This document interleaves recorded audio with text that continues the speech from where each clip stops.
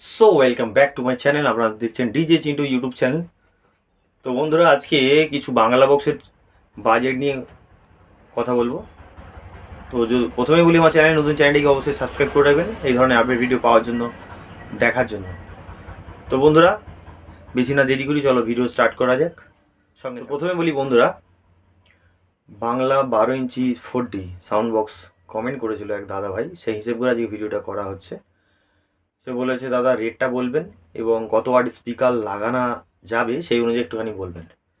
বন্ধুরা, 200 ওয়াট থেকে up to 600 watt পর্যন্ত লাগানো যাবে 12 ইঞ্চি 4D সাউন্ড বক্সের। এখন 4D মার্কেটে মানে হাত ভাড়ার জন্য খুব বেস্ট।